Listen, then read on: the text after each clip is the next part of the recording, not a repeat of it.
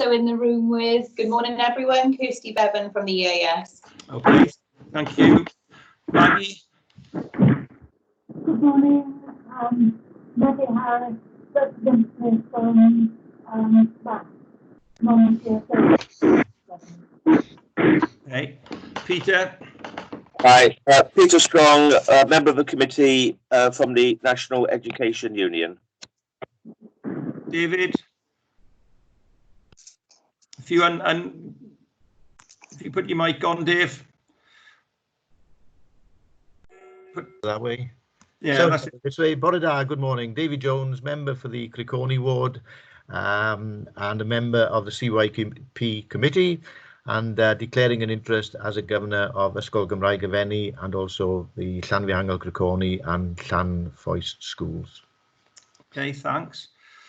We go then to EAS again, to Ed. Ed Price, Assistant Director EAS, with colleague in the room, socially distanced. Good morning all, Janet Wilson, EAS. Okay, and then go to Louise Brown. Good morning, Councillor Louise Brown, member of this committee, and also my ward is Shire Newton ward. Thank you. Okay, thanks.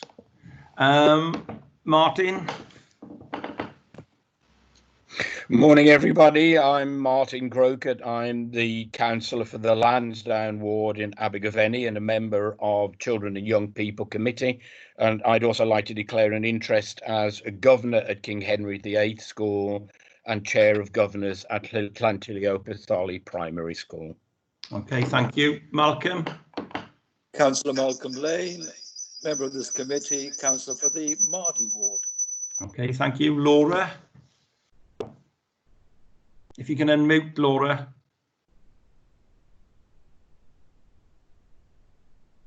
Can you unmute? Yeah, yeah, done it, sorry. Thanks. Councillor Laura Jones, Wysham ward. Thanks, and Vice Chair of the committee at the moment. I think I've covered most people now. Matt. Matthew Gatehouse, Head of Policy and Governance, Monmouthshire County Council. Councillor Joe Watkins.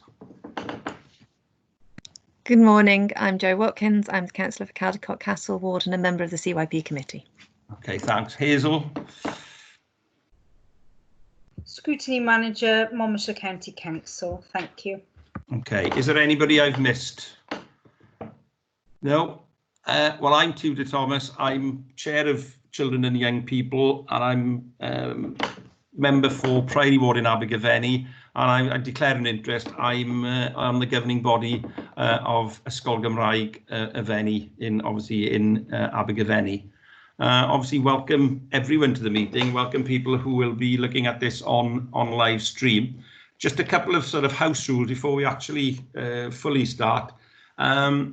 In terms of the chat bar, which you can put up on the side of your screen, there's no sort of general chatting on that. That is, to draw attention either to myself or to the scrutiny manager, Hazel Eilert, in terms of some, if I haven't called you to speak, then obviously feel free to say, Chair, please, I wish to speak.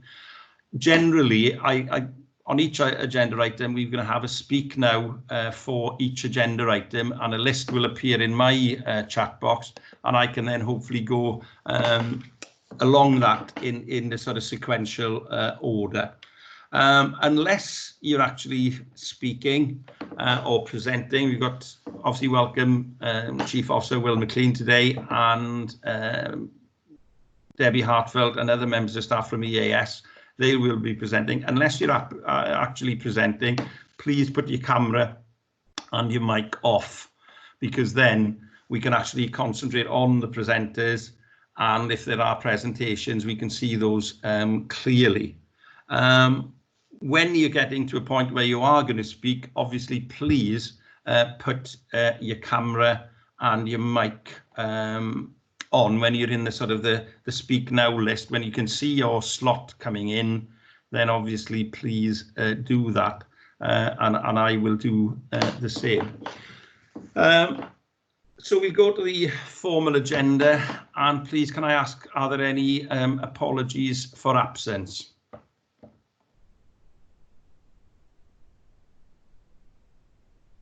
Anything?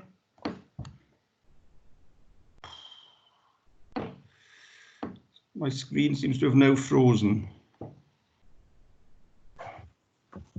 Hi.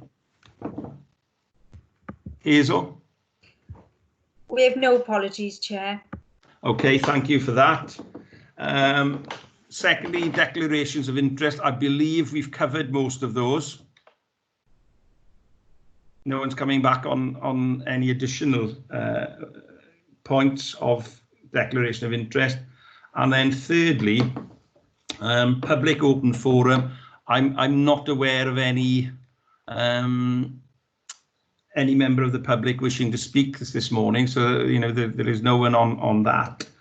So we move now to agenda item 4, and I'm going to hand over now to Chief Officer for Children and Young People, Will McLean, who's going to give us some reflections on Monmouthshire schools through the COVID-19 lockdown and the return to school in the summer. And this is a verbal update now by Will McLean. So I hand over now to Will.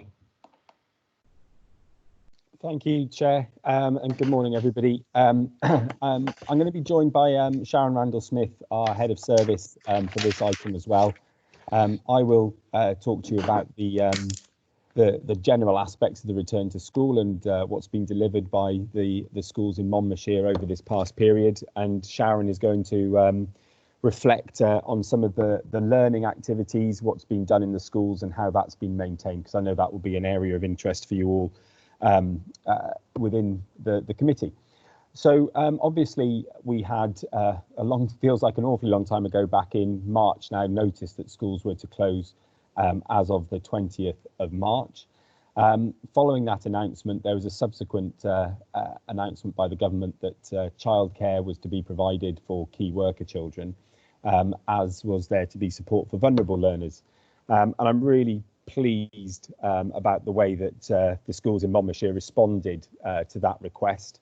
And over the past period, all of our schools have been involved in the delivery of those two kind of critical aspects for all of our learners.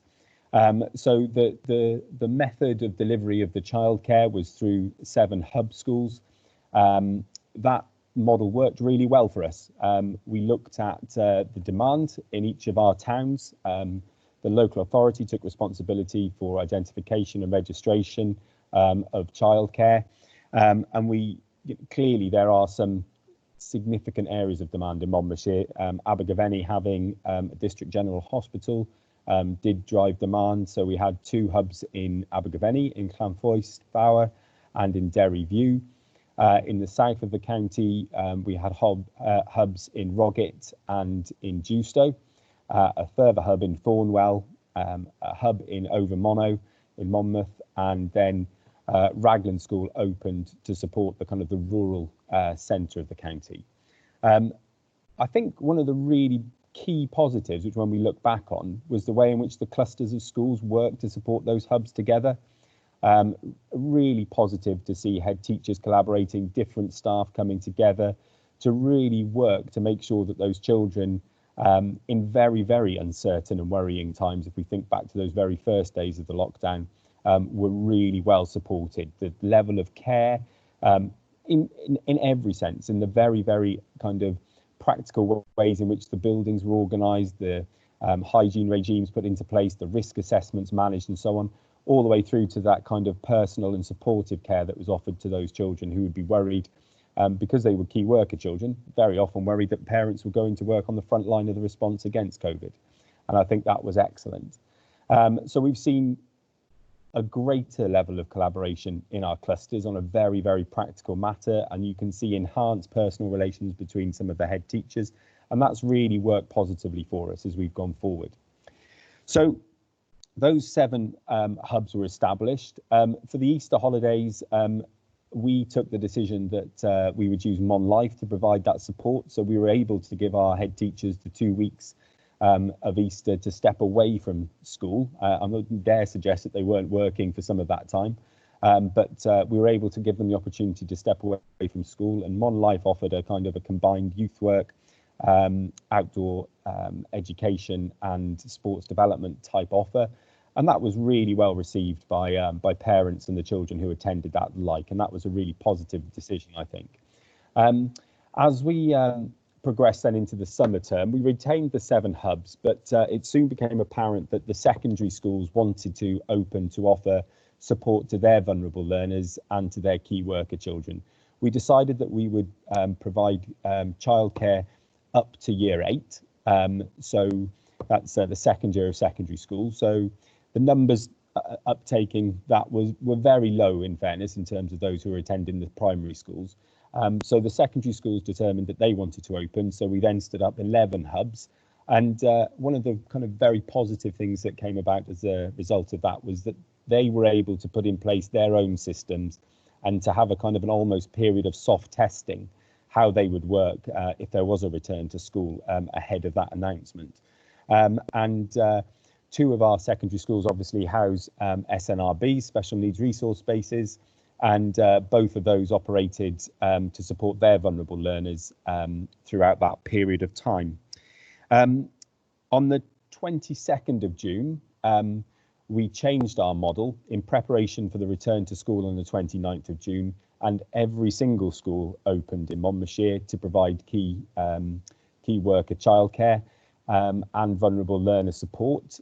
This was to provide some equity, to allow the hubs to have a much more manageable number of children. But again, critically, it really did allow the schools to have that opportunity to put in place their operational plans, to give them the time and the opportunity to work those through, to see what worked and so on. On the 29th, then obviously we did return to school, albeit in a very different way to the way in which we would normally return to school. I think one of the points I just draw out around childcare over that period is that it was a significant pressure on our schools.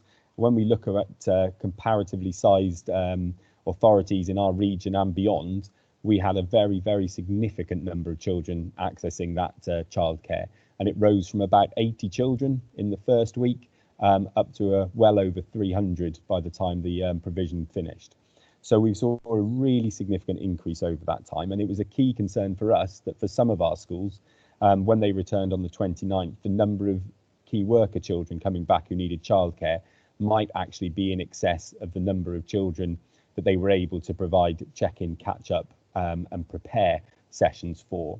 I have to say that I'm very grateful to colleagues within MCC who managed the registration process so well, but also to our head teachers who really managed that balance between key worker children and their really significant wish and desire to get as many children back for check-in, catch-up and prepare as they could. And we have been able to manage that without saying no to anybody for childcare. And I think that's been a really, really positive outcome for us over that period of time. So it's been a very, very challenging period of time for all of us, for all of the schools. But I think there has been a great deal of really clear communication. I think we've been very clear around our expectations. We've supported the schools. We've provided the schools with the practical elements that they needed. We've worked with them on their risk assessments. We've provided signage. We've provided PPE. We've done all of those things to enable them to do the things that they do best, which is to support the children and the young people in Monmouthshire to access learning again. I'm sure many of you will have heard by now that the Minister for Education is expected to make a considerable statement at 12:30 today, and we'll see then the planning for the next stage of that return to school happen. So on a practical basis, as I say, I couldn't have been any more proud in terms of the work that's been undertaken by our schools and by my own staff in CYP, and that's been really excellent. But that's on the practical side of things. I know many of you will have comments and questions about the learning that's been undertaken. So I will pause now and I will pass on to Sharon, who will talk to you about how we've provided that learning and that provision for teaching over the past period. So Sharon. Thank you, Will, and good morning, everyone. To follow on from what Will said, the schools have responded really superbly to the demands that we've placed on them. And again, particularly in regard to learning. Clearly, when they were first asked to step up, the priority for them was the well-being of the children in their schools and in their hubs. However, all of them were very conscious about maintaining regular lines of communication with the pupils and with parents themselves in order to continue some kind of learning even from that earliest stage. I think it would be fair to say that our schools were at different points in their preparedness really to be able to step up a full distance blended learning model straight away. However, when we surveyed them, every school had something in place whereby there was work being provided to children and to families, and also support to those families. Over the period of the past 4 months, we found that the schools had developed this offer significantly. Initially, we had about 50% uptake of schools using Hub, which is our national platform. And now that's increased significantly through most schools. There has been a good uptake in professional learning from with colleagues in order to ensure that what they're asking children to do will be appropriate and will engage them, but also will recognise that really important health and well-being element of what they need to be doing at this time. So the learning model now is beginning to come to fruition. We are developing really a different kind of learning and experimenting with things that maybe we haven't done before. The schools have been provided with a huge amount of training and professional learning from our colleagues in the EAS, regular updates, keeping them up to date with what is expected, and giving them strategies to develop as to how they can use that with children. We found that engagement has increased in some areas and not in others. And when we've asked young people about what that looks like, we've had some really helpful feedback that we've been able to share with schools. So, for example, looking at the amount at certain times, access to resources, and so on. From the very earliest point, our schools are really, really clear that some pupils may find it more difficult to engage in the learning offer. And in that case, we know that schools have worked directly with parents to be able to provide just basic resources to them. If there's a lot of learning online, we've been finding that, they've then asked for paper copies as well to help and support. And schools have been regularly delivering additional resources to those children that are finding it, or were finding it difficult to engage productively.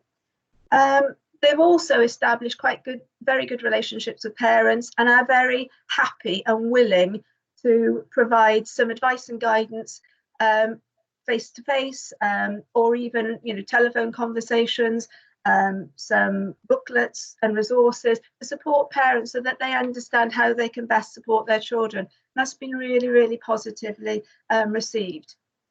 There are some children and pupils who we are concerned about, obviously, because despite the efforts of schools, they've been quite tricky to maintain and to contact and to engage.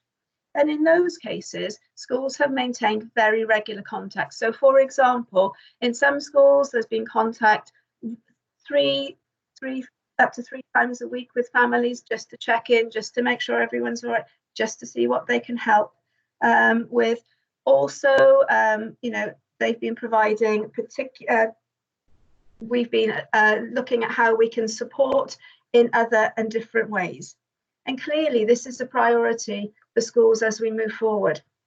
It was a joy to see our young people in schools over the last couple of weeks. I've been out to visit several, and everyone is really happy to be back. Everyone is really engaging in learning and enjoying learning for the actual love of it. There's a massive enthusiasm within our schools for developing the learning, and one of the great strengths of the hubs is that it's enabled us to share good practice. although good practice was being shared within schools, it's a much stronger model now, and schools have been working together. So we are seeing that really good, really effective sharing of good practice across our schools. Schools have, wherever they can, prioritised learners that they are concerned about for their return to work, for their catch-up and prepare sessions. We're not where we need to be at the moment, and actually we're not where we want to be at the moment, and our schools are forever telling us that. We're really clear, and they've been telling us that they're not going to go back to the old way, because they found so many strengths in the ways that they're delivering at the moment. They've got a range of synchronous learning from time to time, contact with groups of children, but also quite a lot of asynchronous learning where there is flexibility for the learner to engage in activities at whatever is the most appropriate time, and possibly where appropriate for their parents to support them. They've looked at learning as a family, so that will make sure that everyone can learn together and that it becomes a more meaningful experience. But going forward, the past few weeks where children have been back in school has been really well used, so that pupils are prepared. They've had plenty of sessions to develop their skills, and both staff and parent and children are now prepared to move forward should we be with offering a comprehensive blended approach as we go forward into September and beyond. We will continue to need our support from the EAS, clearly, and it has been very well received. So hopefully, well, not hopefully, so we will continue to develop that. I'm really pleased to see the way that our schools have embraced the change in learning, and I'm really pleased to see the way that the young people and the children have responded to it. Happy to take any questions.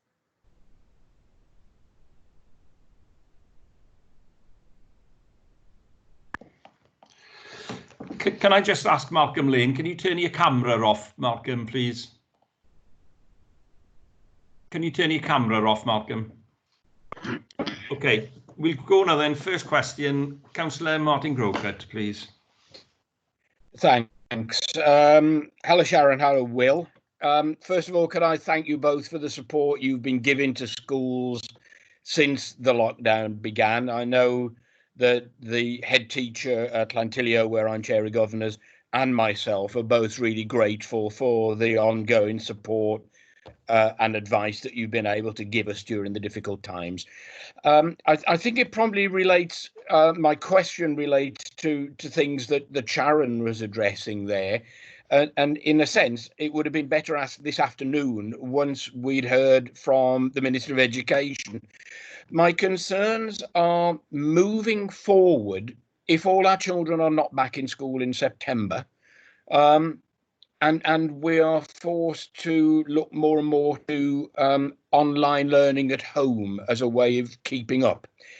I'm concerned looking at many of the residents in my particular ward in Lansdowne, where there are families living in considerable poverty, a lot of single parent families, a considerable number of dysfunctional families, and I don't mean that in a demeaning way, families that just simply are not used to using information technology, and all sorts of problems.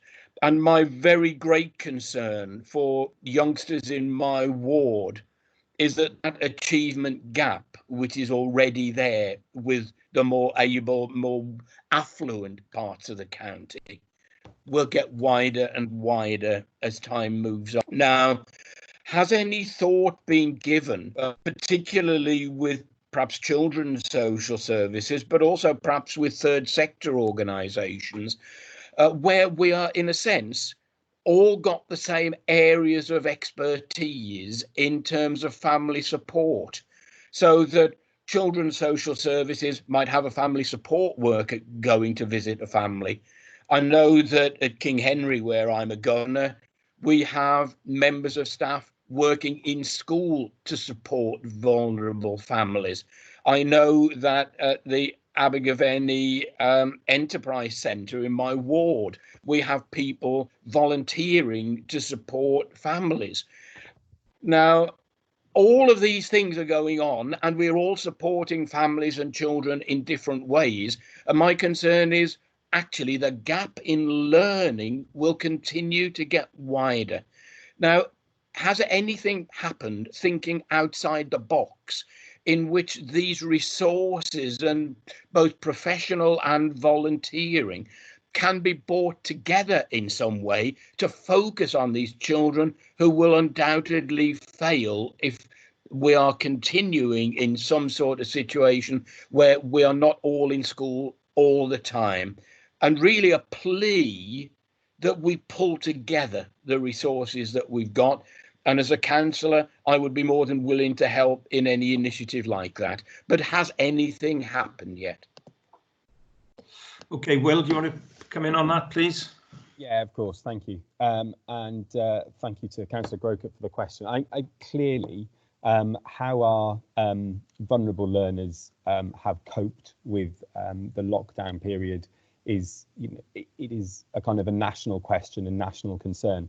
I think the first thing to say is we very much hope that we will see as many children as possible back in school in September, so that we can accelerate those interventions within the school setting to enable those children to catch up as quickly as they can. And I think it is actually that piece around catch up, and I know that language isn't always welcome necessarily in education circles, but I think there is this necessity for us to really focus on making sure that that gap certainly is closed. And that's been a key corporate aim of ours, obviously, as well as all of the councillors will be aware.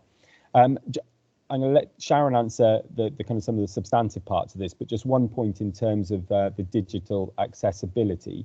We have been working with our schools to make sure that everybody who needs to have access to a piece of IT equipment can have that access. And I think our secondary schools probably on average have lent out about 80 pieces of kit, so different laptops or iPads and so on to their children. We've also bought and provided 200 MiFi, which are personal internet connection devices across the county.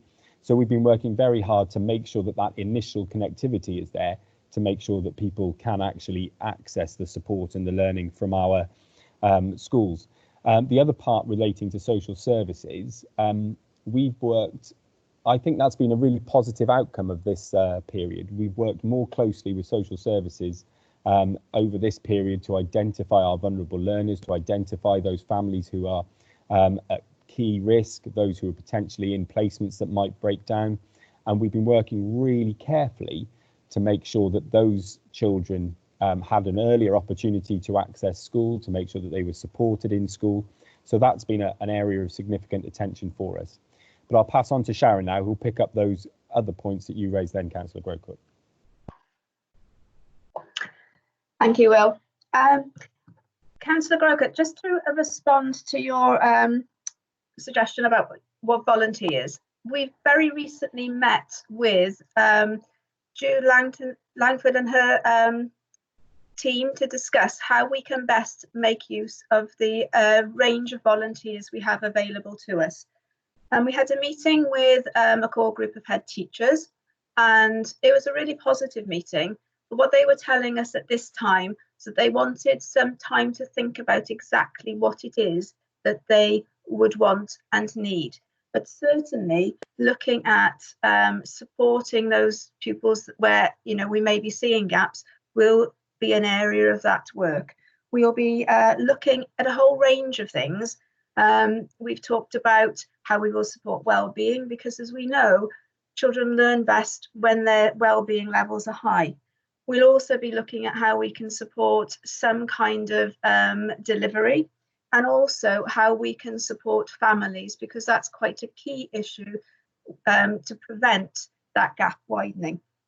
As Will said, we meet regularly with our colleagues in social services on a weekly basis to discuss and review support and provision for children and young people who are who need that support. We've also utilised our EWS service as well to maintain that regular contact and to identify if there are any barriers in order to support learners and to keep that as small as possible. Schools have maintained regular contact, as I said earlier, and have, wherever possible, they have provided any resources and help and support to the children and their families in order to, minimise any impact. Similarly, our Flying Start service has, identified families to us. Whilst they work with some of our youngest pupils, they also know the families very well. And so they've been discussed, and we've looked at support in order to, ensure that they have the best possible chance of coming back to school, and being able to thrive. And as Will said, the use of devices and the sharing of that across schools in areas of need has been really positive. I think schools have now identified that possibly as people return to work, we may have to look at that again in order to continue that level of support. But there is quite a robust package behind, but we're always looking for other ways in order to support this. Okay, thank you, Sharon. We move now to a question from Councillor Louise Brown. Thank you, Chair.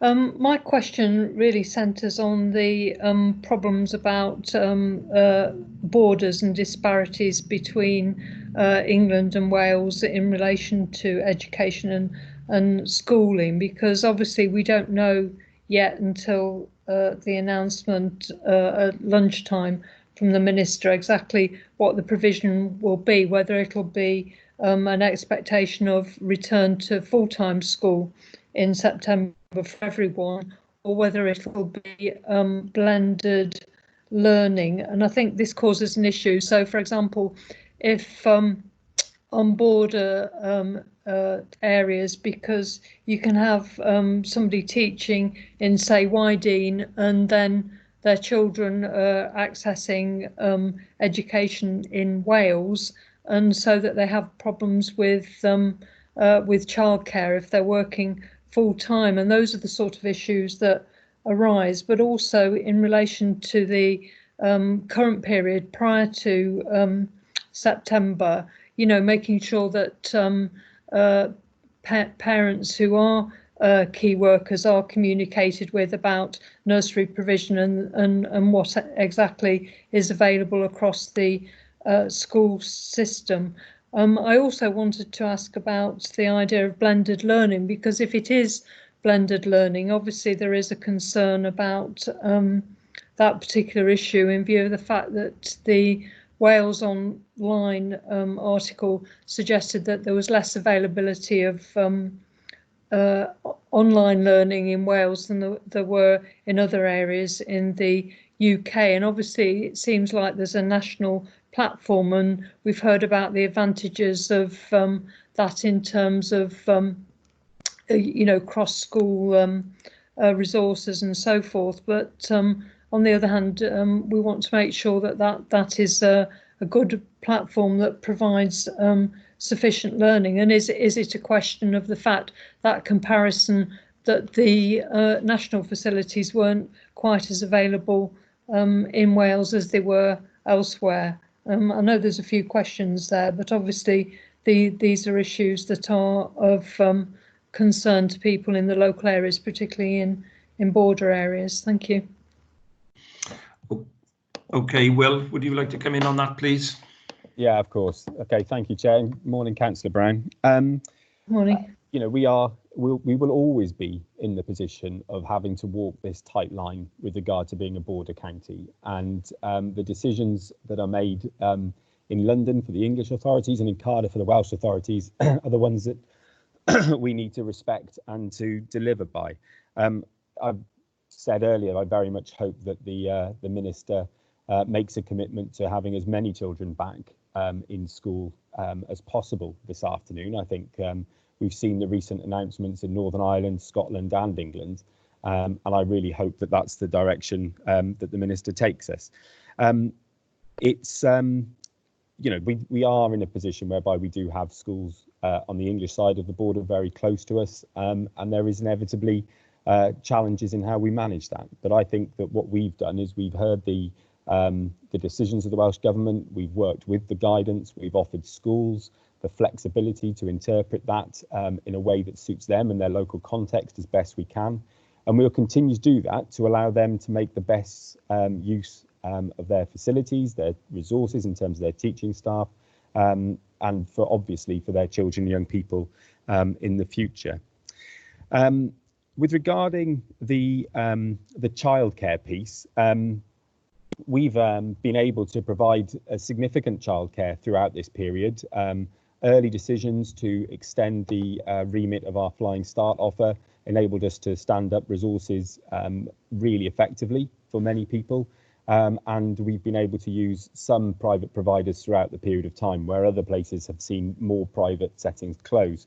So I think that's been good. Obviously, we've been supported by the Welsh Government CCAS scheme, which they suspended the former funding route, which was the 30 hours childcare allowance, and moved that to something to support key workers' children in this period. And we followed the Welsh Government's advice and guidance on that scheme's administration as closely as we could. And I think that's been an important point. I think one point it is worthwhile stressing for everybody on this committee and for anybody else more generally.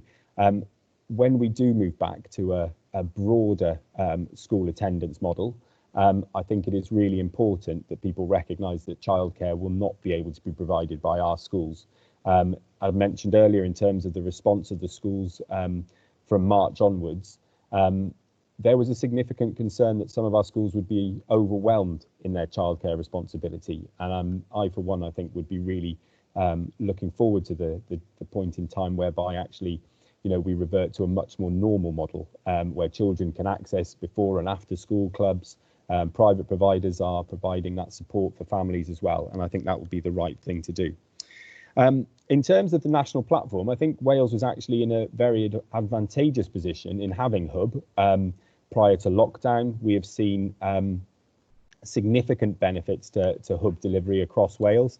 And I think, interestingly, compared to England, they had to rapidly try and procure a provision, which they did in the end. I think it's I can't remember the name of the provider, I think it might be the Oakwood Trust, to provide an online offer, whereas Hub is a specific platform for Wales. It enables a huge amount of information to be shared, for lessons to be curated and so on. It also allows every single child in Wales full access to the Microsoft Office suite, to Google Suite. So it's an incredible provision that Wales has invested in. And, you know, that took place well advance of this pandemic, and I think proves to be a critical piece of infrastructure for the nation as we go forward. So I think that that Hub has been one of the the really positive things that has come out of that. I'll stop there. I don't know if there's anything, if Sharon wants to add, but I think that's everything for me on those comments. Just to respond, Councillor Brown, to the blended learning. I think we've had some feedback or some comments from parents about face-to-face teaching, synchronous learning. And whilst it does exist in our schools and it is used as appropriate, we also look at asynchronous learning as well. So looking at a range of ways that we can deliver and support learning at a distance. So essentially, there may well be more of that asynchronous learning going on in our schools rather than what you might see in another school.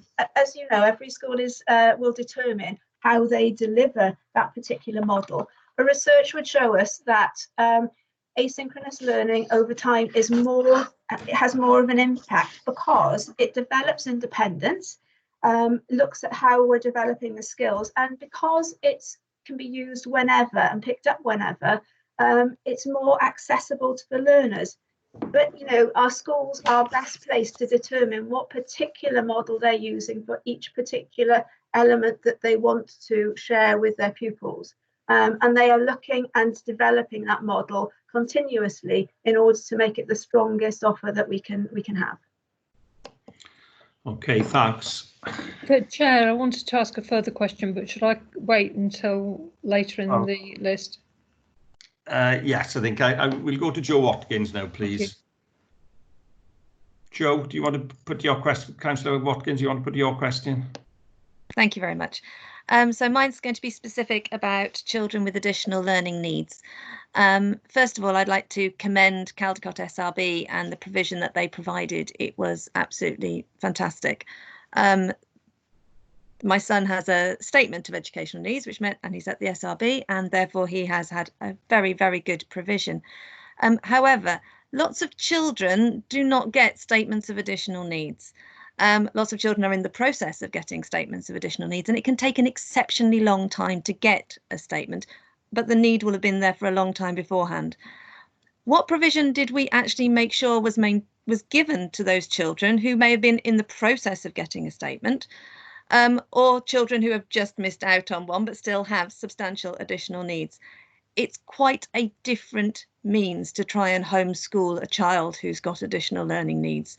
They do not necessarily respond in the same way. It's a specialist job. So what if we do have to have a form of blended learning, or if we go to a further lockdown, what extra things are going to be put in place for those children who don't have statements but do have additional needs? Thanks. Will, will you take that? Yeah, of course. Morning, Councillor Watkins. Thank you for your kind words about the Caldicot SNRB. And I think our 4 settings, we had direct dialogue with the parents and the families of those children who attend SNRBs to ascertain whether they wanted to attend school in that period of time, and to make sure that they received that kind of input that they required, and I think that worked very well. So certainly in Monmouth, in Caldicot, in Overmonnow, and in Pembroke, where in Pembroke they ran their SNRB hub out of Thornwell as well. It's been a positive piece, but I take your point around that being those children who have statements. But obviously we also worked with the schools to make sure that those vulnerable children were identified and supported. It is a challenge for us to make sure that we do that, and obviously it's something which we continue to look at. We will reflect, I think, upon how we've served and supported some of those specific groups of learners over this kind of period of lockdown in the coming weeks as we prepare for whatever September holds. We need to make sure that the staffing resources in schools are appropriate. We need to make sure that children can access those on a regular basis.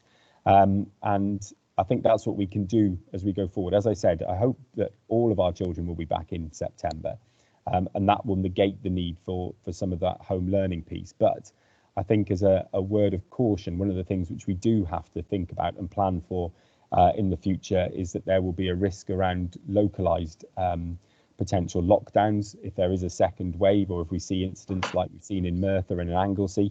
And we have to make sure that our schools are ready to respond to that, be it moving from full operation, if that's where we are, to a more reduced operation, or moving to a position, as we've seen more recently, whereby we've had to stop schooling altogether on a school site.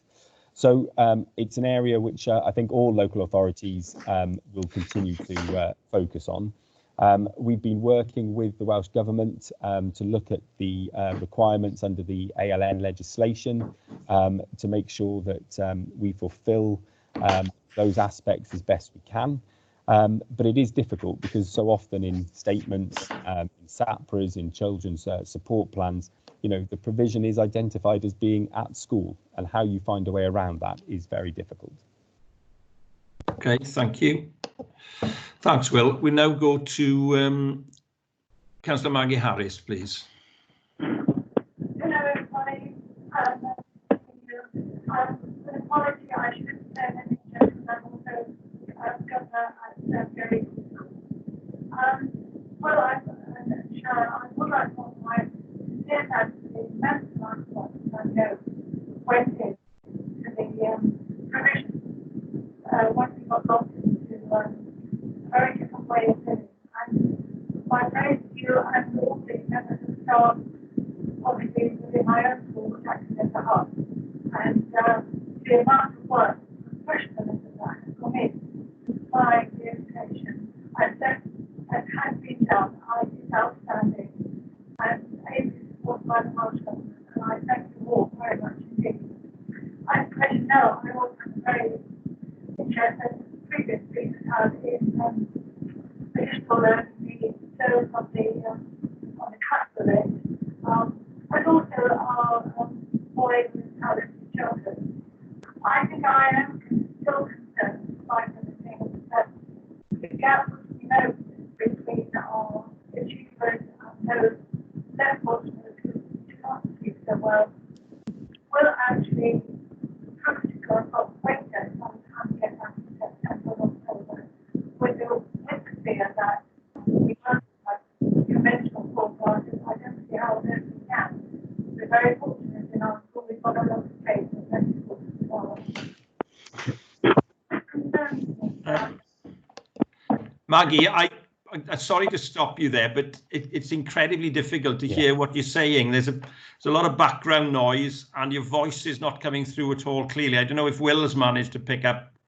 No, I'm afraid my hearing is reasonable, but I just can't hear what question you're putting and whatever. You've got background noise and it's not the volume is quite low. Right.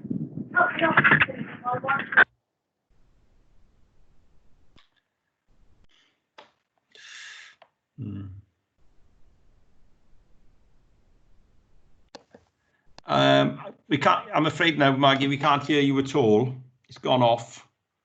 I think we'll move to the next question, and then we'll try and come back to you if Roger can sort out your technical issues. Yeah. Okay, so we go now to Maureen Powell. Oops. Thank you, Chairman. Yes, what I'm thinking about as well, we've had some of the children have been wonderful at home. They've done their long hours of what they should do with their teaching, and their parents have helped them. And I know we have people who haven't got such good home lives, but in all of the homes, there are going to be children who have done as little as possible and have just sort of run wild as a long holiday. How are you going to cope with them when they come back into school to get them back into that routine of school lessons again?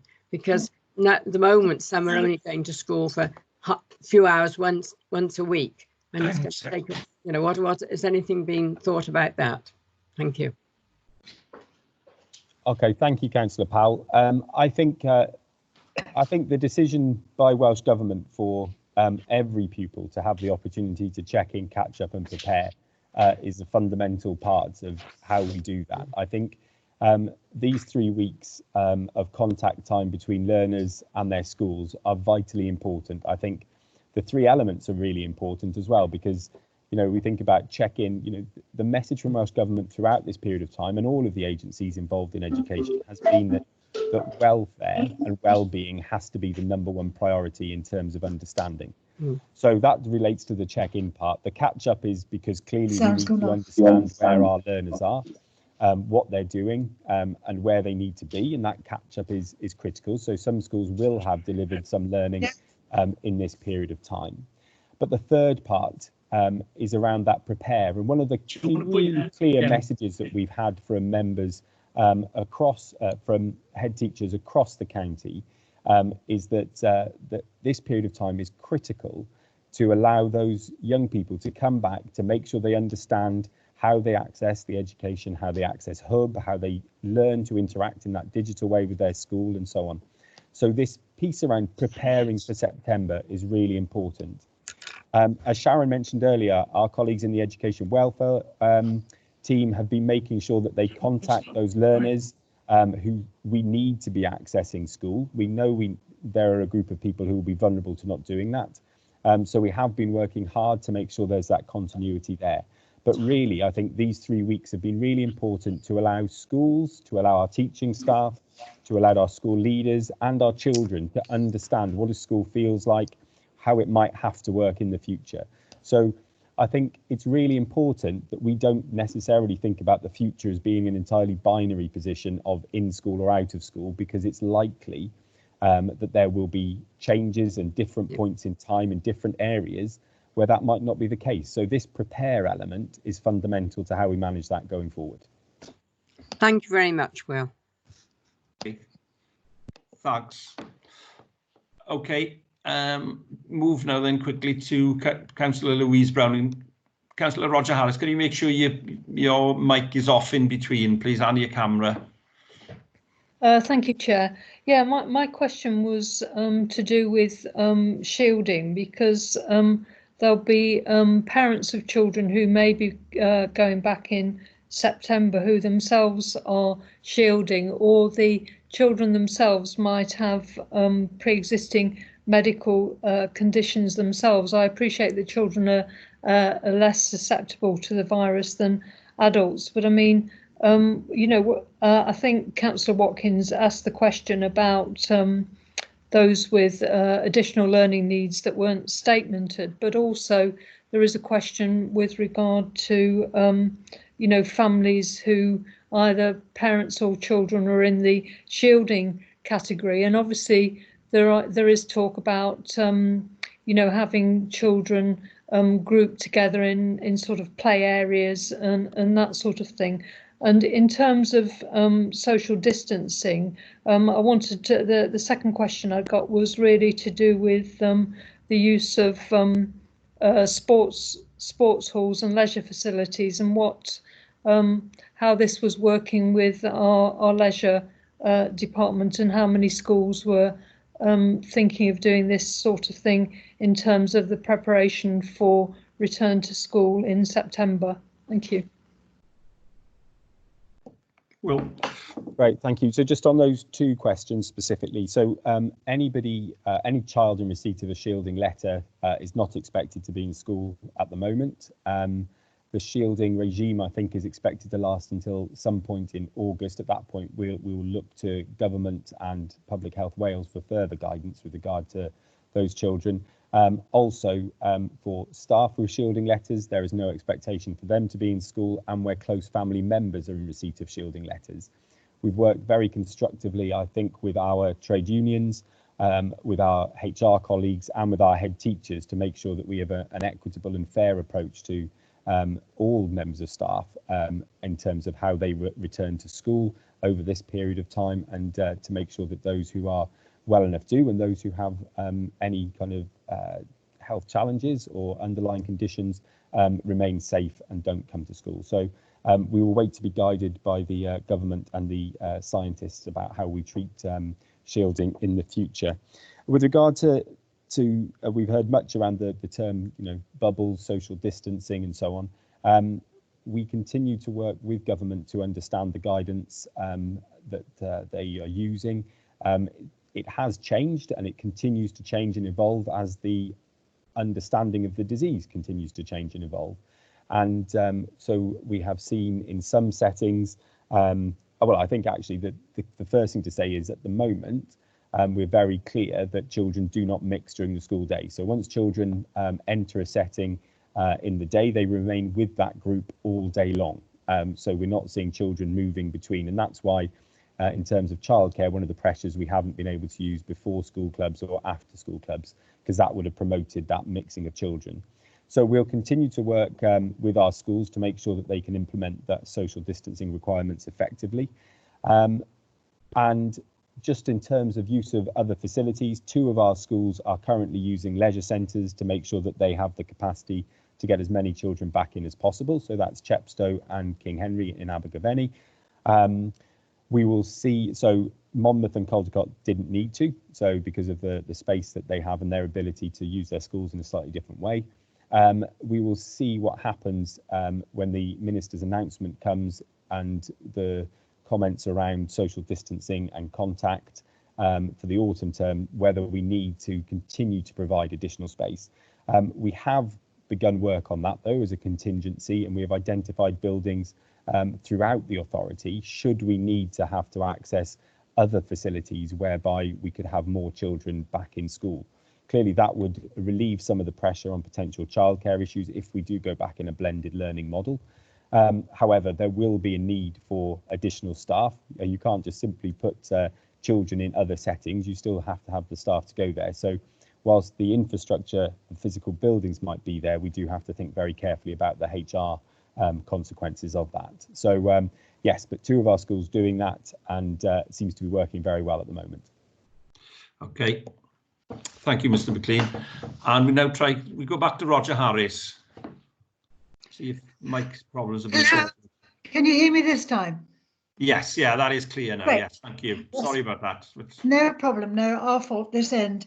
I would just like to say thank you, first of all, to Will and Sharon and MCC staff and all the staff, the professional teachers who have taken on board a very difficult time and have delivered an outstanding service. And I'm immensely proud of my school, so I should declare the interest, which is Derryview, but all the other hub schools who have worked so hard. I thank you all very much. Like others, I'm very concerned about what I suspect might be the developing attainment gap between additional learning needs and the cusp in between those who haven't got statements, but those who still require extra treatment. And also perhaps, catch-up tutorials for those children who have difficulty in one subject but not another. And so rather like Will's talking about staffing levels, if you have to have distance, if you have to have smaller bubbles within a school, I'm just hopeful that we will somehow be able to work that more children are going to be in school, but I'm not really sure this is possible. But I just would like to really understand, have all our young students got access to IT? Because I sometimes couldn't quite hear what Will was saying. And as the process goes on, could I ask that this type of meeting be convened fairly early on in the September or October, because I think by that time we'll have a better understanding within a school's conditions just how many children have actually fallen behind, who needs help, and how much it's actually going to cost, because we've all got budget problems, and taking on extra staff to catch up extra children is a different matter altogether. So I wonder if Will could give me a little guidance on that. Thank you. Thank you for the question. I think, in essence, with regards to the actual delivery of IT kit, I'm not aware now, as I sit here and answer the question, that there are any. I haven't had any cases brought to my attention where kit has not been provided to families where they have needed it. At the outset, as I said, schools lent significant amounts of kit to children, and subsequent to that, we provided wireless connectivity where that was needed. We have been funded by Welsh Government. They brought forward their second tranche of what's called the EdTech Fund to enable us to support additional kit for learners, or to replenish the stocks that schools had lent out to learners over this period of time. We're working with our schools and Welsh Government to make sure that we do that in a timely way. As you can imagine, virtually, well, I'm sure every setting in the United Kingdom is now suddenly looking at its digital learning offer and how best to support its learners. So in terms of procurement, there are some challenges at the moment in terms of the timeline. So we are working to find a creative way to find our way around that at the moment, and we're working with our schools to do that. So that's the first point. With regards to your second point and this kind of catch up and closing of the gap, the Minister for Education launched an initiative this morning. There is £29 million being made available to education in Wales to support more educational professionals being brought into schools for the next academic year to support children to close that gap. So we are expecting to see a significant investment on the part of the government, and we will see the details of that in the coming days, and that will be a huge help to all of our schools. And I know many of you in this committee are governors. That will be an absolutely huge benefit to all of our schools as they try and support that. That said, it was likely that there will be challenges with simply expecting schools to identify more staff, because we all know that, especially in our secondary settings, that it can sometimes be a real challenge to find the right members of staff in some of those key subjects. So we look forward to seeing more details of the Minister's announcement, and I expect to hear some more about that at lunchtime today. Okay. Can I just, on a practical point, can I just ask Councillor Malcolm Lane to turn his camera off now, please? Okay. See, Will and Sharon, thank you very much for that input. And obviously I would add my thanks and the thanks of the committee as a whole, and generally talking to people in Abergavenny, where I am a councillor. People are very appreciative of the work that's gone on by the authority and by staff in the schools over a very, very difficult time. I think just to sort of sum up, some of the key issues that people have, fellow councillors have raised today, and I share these concerns, but I won't go over them. Obviously, the issue of dysfunctional families who perhaps don't have the sort of wherewithal, the resources to help their children, and that is a major concern. The use of IT, and obviously I'm glad to hear that every child now has got a laptop or an iPad so that they can access IT, but obviously for lots of children, they need help to be able to do that. Plus the fact that lots of children, might well not have access to the internet at home. They don't have a BT package, etc. So I think there's concern there. Obviously, welcoming the robust plans to sort of deal with that. Issues about border schools and blended learning that we've covered, and those are, are major issues, and particularly in terms of what happens in September, and also issues about children with special needs, and particularly ones who haven't been statemented. We need to think about those, and the issues regarding shielding. Once the announcement is made this afternoon by Welsh Government, I think we'll have a clearer idea of what is going to happen. My own sort of plea and wish would be that as far as possible, that as many children as possible go back into school in September, because that is the best place to learn, and support in terms of blended learning is good, but actually being in school, interacting with teachers and with their fellow pupils is very important, and obviously look forward to that money from Welsh Government. But thank you very much for that. Diolch yn fawr. We'll now move to agenda item 5. And we're going to look now at the preparations for September 2020, return to school. Debbie Hartfeld and Kirsty Bevan from EAS and Will McLean. So I'll hand over and I'll switch off. Thank you. Thank you very much, Chair, and thank you for the opportunity to meet with you all, albeit virtually today. I'm going to ask Ed just to present, just to show the presentation that we sent across to you. And we realise that we have no more than 10 minutes to share this with you and obviously answer any questions that you have. I'm hoping you can all see that. Just to give you an overview of where we've been with regards to the AS response to the COVID-19 pandemic. Much of our work was centred very early on around the delivery of the National Continuity of Learning Plan, and the plan in the very early days significantly increased the emphasis on all aspects of health and well-being, both for school staff, families and children. During that period, and as we move forward, we obviously continue to work closely with Will and his team, and of course the Cabinet Member for Education. Head teachers in Monmouthshire have been incredibly responsive to support, and again we're very grateful for the work that they've done during this period of time. Our approach for supporting schools has been one of a three-phase approach. We have been using the work of Dr. Simon Breakspear And you can see in the coloured text on the slide, phase 1 was the repurposing phase, which we've heard a lot about this morning, where schools became childcare hubs. We're in the second phase as we find ourselves now in that check-in, catch-up and prepare phase.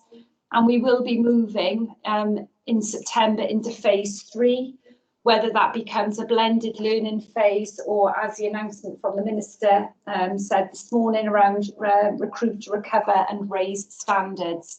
So we might be looking to change the name of that phase. I think it is important to note that at any point in time, if we look at some examples from across the world and indeed within our own, within Great Britain, within Leicester, we could be moving back into any one of these phases at any point in time. So it is important that we take the learning from each of the phases. I'm not going to spend long on this one, but phase 1 we've already come through. That was the period of closure up to March 20. And you can see at the bottom half of the slide some vital examples of how we had to communicate differently and very quickly with head teachers predominantly, governors as we moved through the phase, and more importantly, practitioners to help to provide support to upskill them. You can see on this slide the types of support that was provided to schools during the phase. And one of the things that we did very early on was to provide a comprehensive playlist, which is simply an online version of key information that we provided to schools on a weekly basis. We did exactly the same then for governors, a slimmed down version. And you can see the types of support that has been provided over that point in time, much coming from schools themselves. We're now finding ourselves in phase 2, rapidly coming to the end of this phase with a week to go. And the national guidance indicates that the focus from June will be to spend time undertaking activities to support the well-being of staff and learners. And the conversations have happened this morning around enabling those learners to reacclimatise, I suppose, to the classroom environment, albeit slightly differently. You can see again the types of support that we've been providing to schools during this phase, which has had to be different. It's had to focus on returning to school. It's had to focus on the quality and the expertise of staff. And it's also had quite a strong focus on sharing the emerging good practice across the region for distance learning. We've also had been working with an external organisation since lockdown to talk very much about raising the achievement of disadvantaged youngsters. And again, those sessions are going well. The development of the quality assurance processes will be critical as we move forward. Although, pardon me, although we're unclear for the plan for September, it is important that we plan and prepare for a blended learning approach. And we've been talking very much to schools about acknowledging and capturing the learning that they have undertaken in a very, very short space of time. They've learnt new skills, and it may be that at any point in time we may find ourselves back in each one of those phases. The benefits that have been brought could be seen particularly around the PL skills, professional learning skills of staff, and how they've improved over time, but also particularly around the way in which we've engaged with governors. Using the virtual environment has been quite transformational, particularly around professional learning. I'm just going to hand over to Kirsty for these next few slides. In terms of the development of blended learning, the EAS has worked closely with the other regional school improvement consortia across Wales and with Estyn to produce a guidance document for schools, really, to support them in preparing their approaches to distance learning, particularly as we enter September. What we've had to do as an organisation is look at our existing delivery model and look to repurpose that. And that's reflected in the diagram on this slide. So very much the distance learning support being around all the green circles around the learner at the centre. So support around self-evaluation, support around effective teaching and learning, professional learning for staff, and also, most importantly, looking at quality assuring the distance learning. Alongside the right-hand side, it's really important that we continue to stay connected. We have good mechanisms for communication that Deb mentioned earlier with our schools, with our established networks, which are noted on the page on the right. And underneath, the delivery mechanism for that will be whole service coordinated approaches to supporting our schools. In order to support them, the playlist will continue. So supporting our schools playlist aims to be timely and responsive in terms of the support provided, very much focusing on distance learning. That will continue on a weekly basis. What we've also looked to do then is support schools around a checklist for distance learning. That focuses on a self-evaluation really at school level in terms of what schools are already doing, and then ensuring that they have the right priorities identified moving forward. We've also provided them with an example school development plan insert based on international national research. And in terms of school development plans, schools will be submitting those, and we will work with the local authority to review those plans early in the autumn term. Okay, back to me, just as we come to the end of this presentation, just to say that as schools return in September in whatever guise that will look like, obviously the professional learning will need to continue, whether that be school-based. And what we don't want to do is lose some of the good practice that's already been gained around the synchronous and asynchronous learning in schools. And we also included in the pack that you had the diagram that you can see on the right-hand side. And in that document, it gives lots of examples of how we will continue to support schools in the development of their effective strategies. We also have utilised a number of schools, King Henry being one of those schools, to share their practice and their strategies for their distance learning.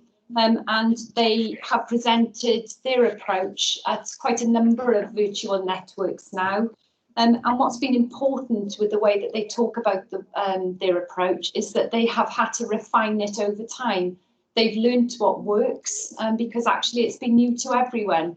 So I'm very grateful to the staff at King Henry for enabling that sharing to take place. And just in conclusion, of course, the work that we have done with governors over this period has been absolutely critical.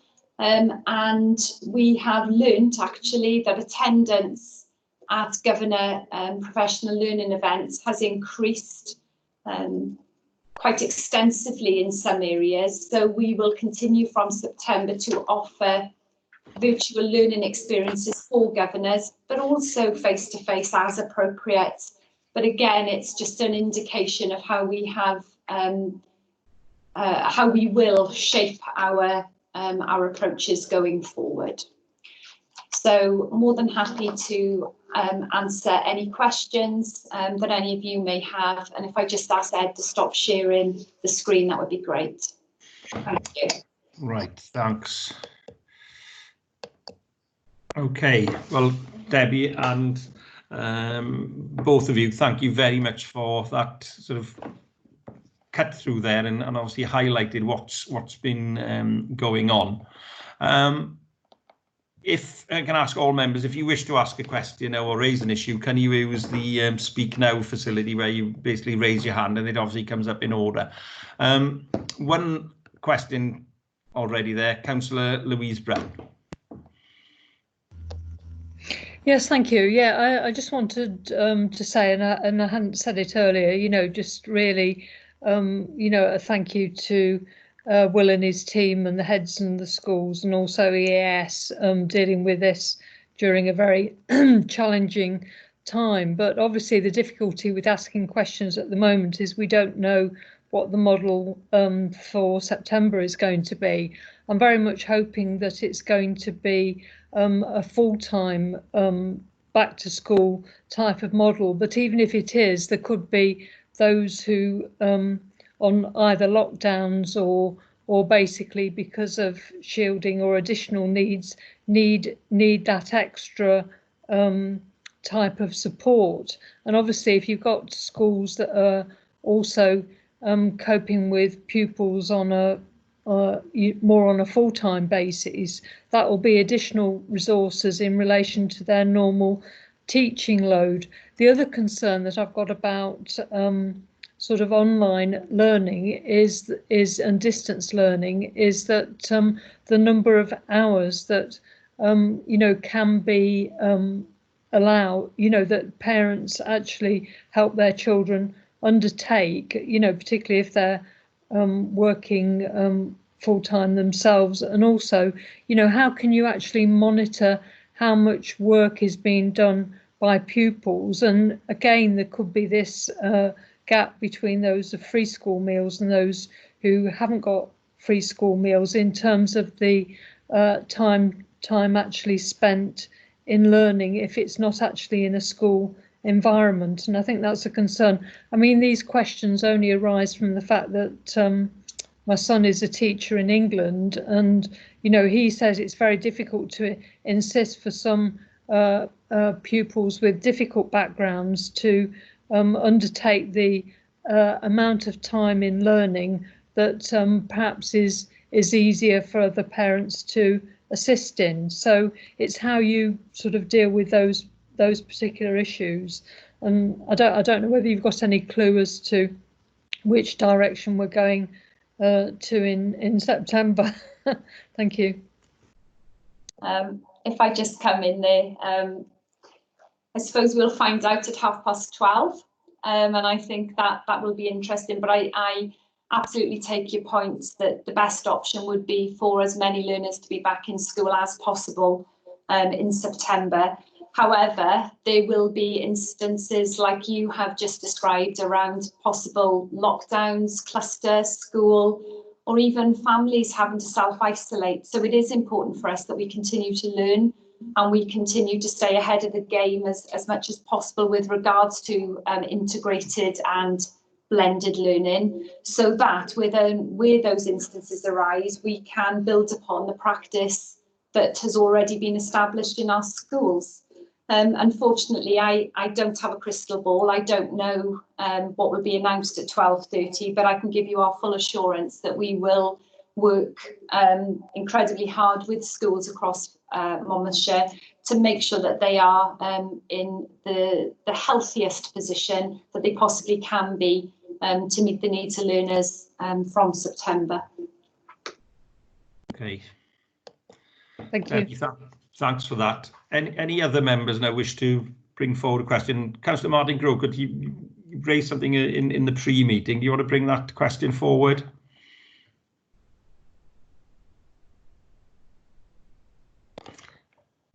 Yes, we go to Councillor Martin Croker now then, please.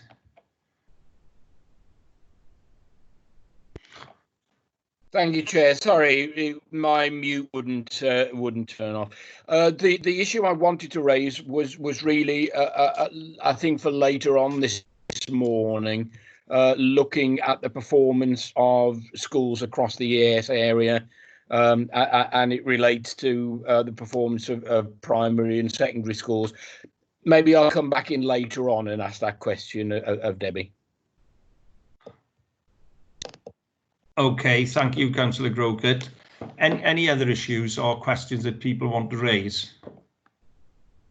Well, if not, obviously, I'd like to thank you both. Will, do you want to come in? Yeah, if I could, Chair, by all means. Wanted to say that I think I talked a bit about partnerships and how clusters and so on had worked really effectively over this period. I think one thing I should have said, and it was remiss of me, but probably more timely now, I think the relationship between the EAS and the local authority, which is already very strong. I think, the closeness of the work over the past period of time, as directors, we meet with Debbie and Kirsty and colleagues on a weekly basis. And I think it's been really effective. And I think the amount of professional learning that our schools have had access to, the means in which the communication's done, the playlists and so on, which if people have access to, I really would recommend that you kind of look at those, because it's really accessible, very, very clear. I think that stands us in a really good stead in terms of whatever the future might hold in terms of the return, and making sure that our professionals are as best supported as they can to deliver the education we want. Because, you know, I think it's been made reference to it before this morning that, you know, this came, you know, at Christmas we weren't talking about a pandemic, and you know, we were talking about a trajectory of improvement in Monmouthshire with regards to teaching and learning, which looked very different to the trajectory of teaching and learning that we're now discussing. So I think the support we've had to move on that different path into the future has been greatly received by all my colleagues. So so thank you very much to colleagues in the EAS for that.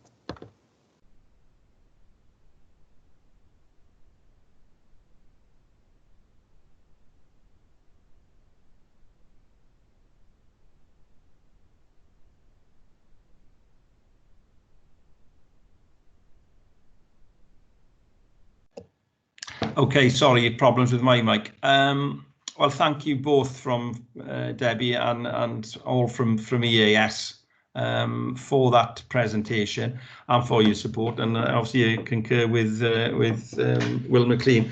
I think, you know, going forward, and obviously with hindsight, we possibly should have had this meeting tomorrow, but we wanted to get a meeting in. But in reality, no one knows what will happen this afternoon, but whatever happens, then, you know, we do want to be reassured. I'm sure we will be that EAS will work with MCC and with schools to ensure that children receive their learning either in school or via the internet for the best sort of outcomes.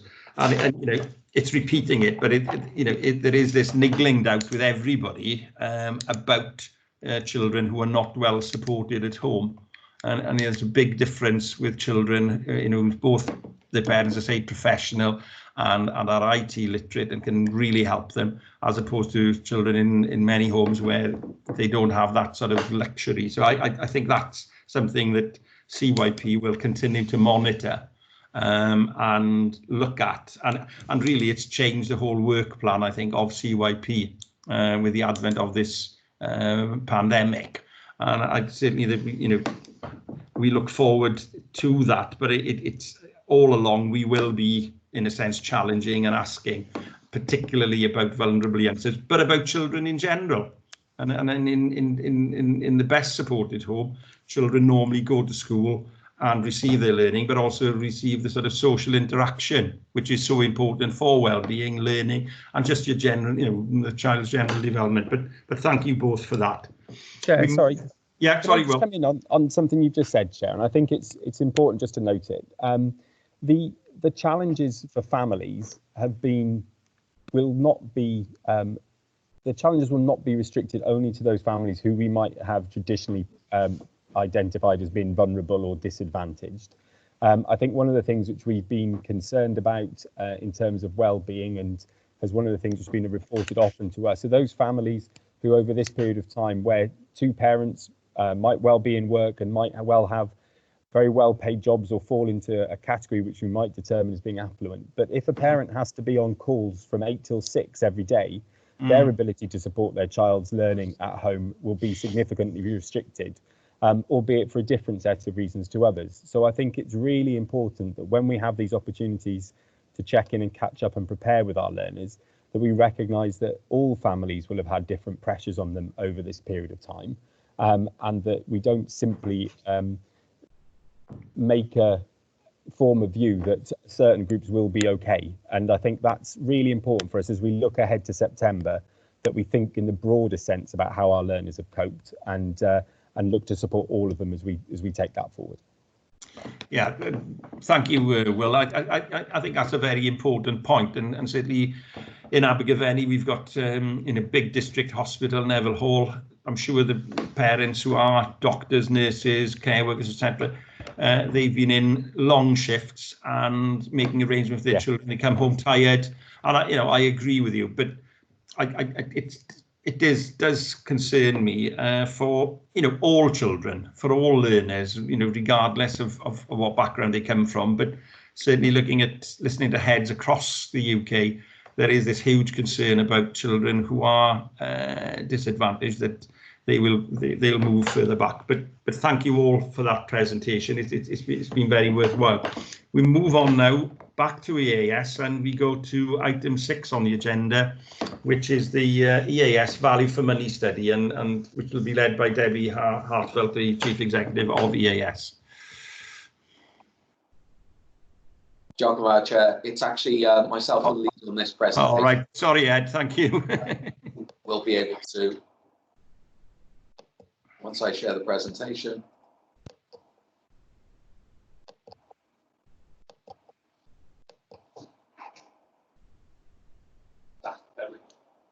You should be able to see presentation EAS Value for Money on screen now, everyone.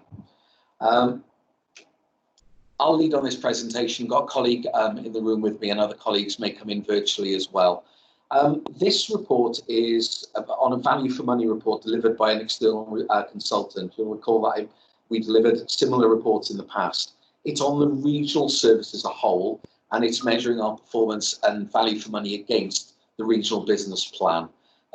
It's on the back of a range of other reports that you have, and we've already covered in the autumn, Will and I leading on reports on performance data, for example, and other categories of information, but that information is used in the report for the external consultant, Rod Allcourt, to come to his conclusions. In writing these PowerPoints, I wouldn't normally put so much text on individual slides, but as it's the work of an external consultant, I didn't want to reduce the text too much, but I will only cover key points here. In looking at value for money, the nationally agreed principle that there are 3 main areas and then 2 additional areas to look at for value for money. First of all, economy, looking at minimising the cost of resources whilst having regard to quality still, so spending less. Efficiency, the relation between the outputs that we achieve and the resources put in, so spending well. The extent to which the objectives are met, so the effectiveness or spending wisely are the 3 at the core. But given the conversations in this meeting, you all realise the importance of equity as well, so that we are spending fairly on the right groups and those groups that need the greatest in terms of support. And also, as a council, with regard to the Wellbeing of Future Generations Act, the sustainability that we're not just spending for immediate outcomes, but we're spending for the future as well. So the purpose of the review from our perspective is to reflect, but it's also to make sure we know what we are doing well, what we need to do better in order to improve our performance. It's not just reflective, it's about moving forward. Key areas, 3 key areas there: ensuring that learning experiences are right, high levels of well-being, and particularly supporting those learners facing the greatest challenge. Core part of that, effective networks of professionals and how we work with our colleagues in schools, our leaders in schools, and the teachers in schools in improving the quality there. Also, and you'll know in Monmouthshire, in certain areas you've had, it's about attracting the right staff, particularly the right leaders, ensuring the right leaders, and there is movement in our leadership to ensure that our staff are right, but the schools in Monmouthshire schools are the best, and that they share core values and a passion for excellence. So context of the review, I'll just briefly cover this slide. It gives us assurance on what we're doing, ensuring that we see what's working well, working less well, and what needs to change. It drew on a range of data that you will have seen at scrutiny committees, but aggregated across the local authority, but also the work that we've done with external experts and their reviews on the provision of our services across the region. All the data for it has been collected at end of year in the context of the coronavirus pandemic. However, the consultant is confident that it didn't affect the quality of evidence gathered. So looking at the 5 judgments, I'll just quickly go through the headlines because we'll cover a little of these on the next slides. Spending less. We are spending less, but maintaining high delegation rates and maintaining services to the same number of schools. In terms of spending wisely, that relates to the impact on performance, and it does recognise that there's comprehensive programmes, but there are issues that still persist in the secondary sector. In terms of equity, I'll cover that on the next slide, but the approach of our focus on improving well-being whilst working with colleagues in LAs in ALN, for example, making progress. Spending well on the quality of the workforce, and in terms of sustainability, ensuring that as a region, we attract and retain high caliber professionals, both within the service and within our schools. So in economy, and in terms of some of the numbers, we've seen over the past 5 years a reduction of 9.6% in terms of the reduction from local authorities. It works out with the reduction of planned reduction of traded income of a reduction of 1.26 million of efficiency savings, or almost 30%. At the same time, the grant money received from Welsh Government, where there have been cuts in that, we have not passed those cuts on to schools. So the delegation rates overall have been increased to 94%, so that the funding is spent where it's needed in the schools. We have taken the efficiency savings there, including staff costs, and you can see the reduction in core staff on the 5th bullet point, 36 staff reduced over that time period, as we have moved more funding into schools and school support as a core area for supporting schools. In terms of the overall, it is that the EAS is spending less while supporting broadly similar number of schools across the region. So in terms of effectiveness, not going through the individual elements of data here, but there's some examples that of the data used in terms of categorisation, inspection outcomes, pupil outcomes within the new framework from Welsh Government of changed accountability and aggregation, but ensuring successful learning experiences for pupils across the region. The report notes that these improved outcomes are not by one organisation alone, but they are about collaboration and collective effort with colleagues in schools, in local authorities, with governing bodies that ultimately hold schools to account. In terms of equity, this is about the focus of supporting schools to ensure there are high levels of well-being in our learners, particularly in the current crisis, ensuring that there's not a compartmentalised approach, and we join up with our colleagues in each local authority, good relationships with our colleagues in local authority in relation to the welfare of learners, particularly those with additional learning needs. Within terms of the PDG grant and the funding for supporting vulnerable learners, working with colleagues in the local authority for professional panels to ensure that there's an appropriate focus on the use of that grant, working with colleagues as well on adverse childhood experiences and the support hub to train schools in the awareness of ACE and the impact they have on learning and mental health, and supporting our vulnerable learners, particularly those entitled to free school meals and the looked after system. So efficiency is about ensuring ultimately the quality of leadership and teaching across the region, supporting our schools, supporting our governors in many instances as well to ensure the right leadership, ensuring that all our support packages are complementary rather than discrete, developing and continuing to develop that programme virtually in the current context, the extensive programme of leadership professional support, so that we have a sustainable supply of high quality middle, senior leaders and head teachers for the future. One example of some of the support, it's a small selection of the support programmes, but peer working programmes, leading collaborative learning and RADI programmes as well, raising the attainment of disadvantaged youngsters and the evidence reflected in the report there. On sustainability, it is about greater collaborative working between local authorities and HR teams and ourselves with a specialist HR advisor to guide leadership in their support and challenge to teachers, but to guide governing and support governing bodies on the recruitment and development of effective leaders so that they can effectively support and challenge their staff. In terms of the conclusion, I'll let you read the text on the left for yourselves, but in summary, the report concludes on the regional service that the AS is doing the right things, doing them well, having an impact, but it does note the areas where further impact required, and that is sustainable. Recommendations, 3 recommendations in the report about improving some of our internal reporting mechanisms, and looking as well at mid-year review of value for money and exchanging engagement with recipients of our services to further gather and triangulate more information to further validate findings and conclusions. And those recommendations have been accepted in full and will be implemented with the current business plan cycle. Happy to take any questions. I'll stop presenting so we can see. Happy to take any questions at that point, Chair. Okay, thank you, Ed, very much for that comprehensive but sharp and concise presentation. I move over now to Councillor Martin Crockett, who wishes to ask a question. I think a question we touched on earlier.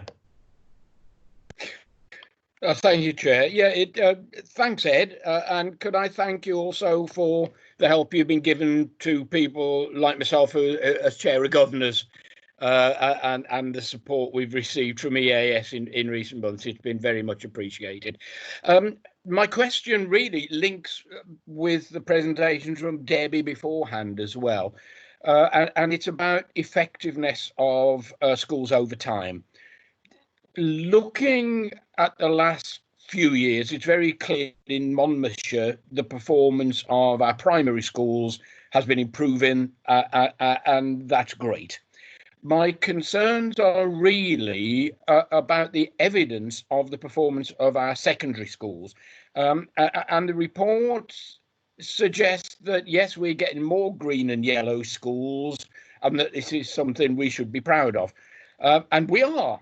But when you look at performance of secondary education over the whole of Wales, it is also improving at exactly the same, if not a faster rate. In other words, Monmouthshire has got ground to make up, and we don't seem to be doing it. Now, on the other hand, of course, we have only got 4 comprehensive schools. And within that very small family of secondary schools, performance over the last few years has varied.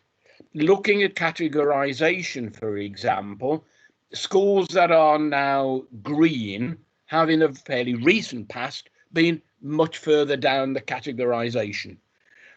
Similarly, the worst performing of our secondary schools was at one time performing much better. Now, there's a problem here with looking at data, isn't there, with 4 schools. Have we in Monmouthshire got a generic problem about our post-11 schooling going off the boil? Or is there an issue about sustaining excellence in each of our 4 schools over time, while at the same time trying to catch up with the performance of secondary schools across Wales? Thanks. Will, I don't know whether you want to come in before me, or shall I start and you come in after me? I think, shall I start, Ed, and then you come in after that? So thank you, Councillor Crockett. I think your comment and your observation, I think generally agree with. I think, and we saw that in our recent Eston report, that they recognise that the improvement we've seen in our primary schools has been more rapid than the improvement we've seen in our secondary schools. I think we've spent a significant amount of time and energy making sure that we now have got the leadership in place across our 4 secondary schools, that we need to take them forward. I think we have taken that time to make sure that that we understand collectively as a kind of a tripartite group between our schools, ourselves and the AS, about what our expectations are, and our expectations are at the very highest levels of outcomes. And I think now it's about us delivering on those, now that we've got those kind of building blocks in place. It's unfortunate in some regards that some of the processes by which we've used traditionally in the past to give account of where our schools are will be not available to us in the future. So obviously, because of the nature of the way that examinations have been undertaken for this cycle, we won't be using that data in the coming year. Equally, the Minister has announced recently that categorisation is not likely to go ahead in the future year. And also, we were going into the year of which Estyn was not undertaking inspections of schools. So those three kind of traditional metrics which we've used, which would give you a sense of purpose and movement on our schools, are not going to be available to us. And we will have to work with our colleagues in the EAS to find a way and a means by which we can give you as committee members and the council more generally that confidence that our schools are progressing in the right direction. So I know, for instance, we have a long-standing head teacher in King Henry. King Henry is now supporting another school in the region, and I think that's a really positive development and will allow for really positive distributed leadership within that school to be developed. We've got our existing partnership arrangement between Caldecott and the Bishop of Llandaff, and that is really bearing fruit in terms of the progress that school is making. We're actually seeing progress in Chepstow. I think that's really positive as well for the school there under its new leadership, and they've also made significant changes to their leadership team in the past year, which we expect to see progress in the coming period. And of course, our fourth school, and some of you might have seen this on Twitter yesterday, Monmouth Comprehensive welcomed its new head teacher for a visit over the last couple of days yesterday. And I think the impetus that Hugo brings to Monmouth from a different environment altogether, he comes from an academy trust model in England, will also stimulate that school in a different way. So I think I would have confidence that our four secondary schools are well placed to make that progress that you want to see. We all want to see it. We all know that we need to make progress, and particularly around some of those schools, their examination outcomes need to be stronger than they have been in the past. As I say, it will be difficult giving account of some of those things in the coming year, but I'm confident that the steps we've taken will actually, when those aspects crystallise, we will see and be able to demonstrate that progress has been made. Chair, just from my perspective, it was solely to agree with what Will has said. Don't have anything to add. It is particularly about the leadership, and you'll recognise the leadership changes and developments that have taken place. Thanks Ed, and thanks Will. Let's just go back on. Go to question now from Councillor Louise Brown. Yes, thank you. My question was, the report is to do with value for money and basically the 3 E's that are concerned with value for money. And obviously we've touched upon the issue about performance, but obviously it's about the use of resources. And I wanted to come back to that question really, because you mentioned about the less staff, and it sounds as if there's been therefore more delegation to schools to improve, and I wondered how that had altered your method of working as an EAS across the region. And the second question is to do with the new curriculum, as to whether or not, because of all the challenges involved at the moment with the virus, whether or not this new curriculum is being postponed in terms of its timetable at all. And then the third question is to do with the fact that under the new curriculum there's humanities that covers a number of subjects, and I presume that the EAS will be the people who have appointments to ensure that there is an equal amount of resources for professional learning to the different subjects that are under particular headings within the new curriculum. I mean, humanities covers history, geography, RE and so forth. So there's 3 questions. They're somewhat mixed up there, but I hope you've got the gist of them. Thank you. I can see Debbie's hand up unless... Hi, just probably best for me to come in there. Thank you for those questions, Councillor Brown. If I miss them out, please let me know. So yes, less staff within the EAS over time, and that's part of our approach to move towards a self-improving system and to enable capacity to be built within the school community.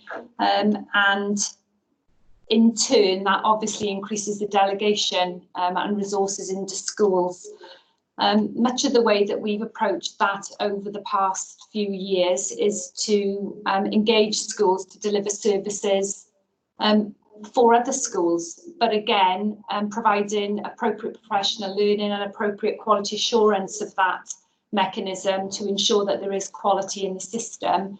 But in turn, that also helps schools feel very connected to the work that we're doing. And actually, the bottom line is practitioners in school doing the job actually are the people that should be giving that advice and guidance.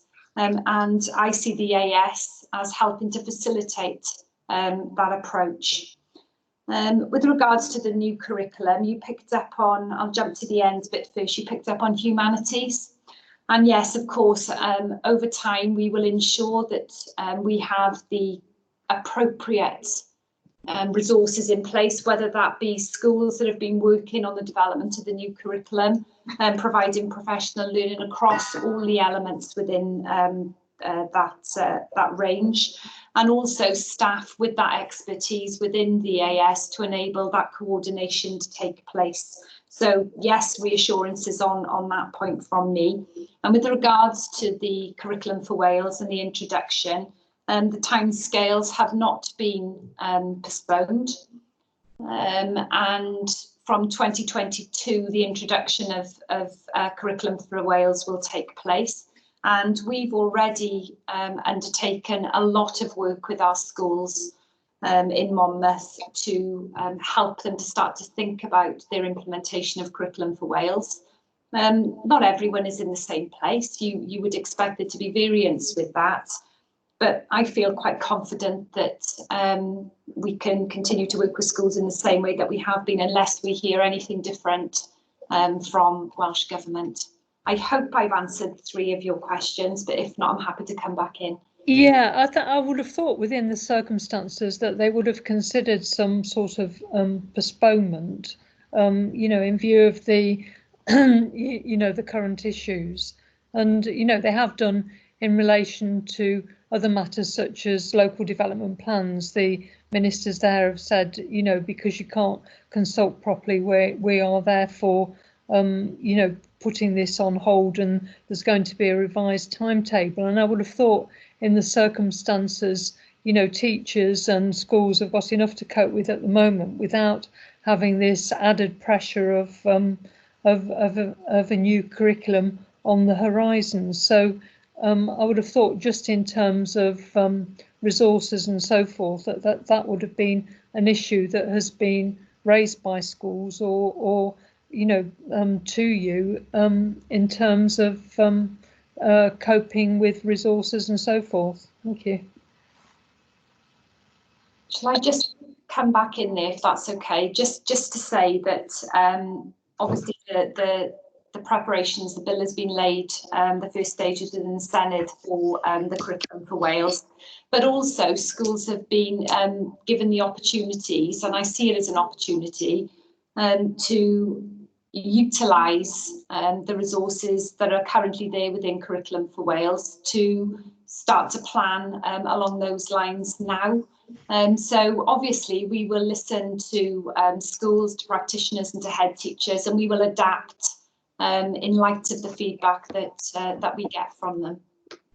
Okay. Thank you. Thank you for that.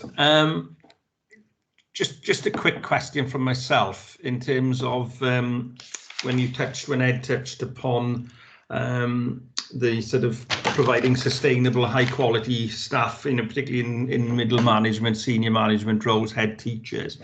One area that concerns me is in Welsh medium, and in Monmouthshire we only have primary, 2 primary schools, but in the next few years we'll have a third one. And it does seem that because we're sort of far-flung from Cardiff, where the majority of Welsh medium teaching staff tend to live, that sometimes we lose out. So I just wanted a bit of reassurance there, particularly with things like Head having moved, very good Head from Ysgol y Ffin has moved now to another authority, and with another school coming either in Monmouth or in Raglan. So I just wondered what your thoughts were on that.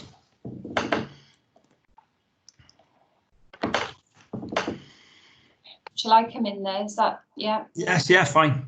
Okay. Yeah, absolutely. Hear what you're saying. It is a national concern with regards to Welsh medium.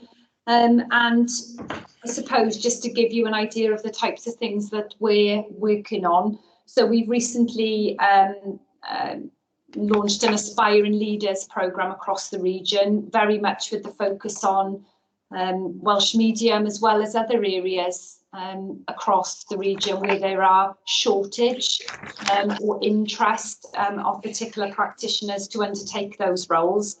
So of course Welsh medium is part of that. Also the engagement in the sabbatical schemes, which again are important to be able to promote the Welsh language across the region and also in Monmouthshire. And I think one of the benefits of working regionally is that we are able to pool the resources, not just in Monmouthshire, but across the other 4 local authorities, so that we're able to generate interest in those roles and hopefully retain high quality practitioners within this region.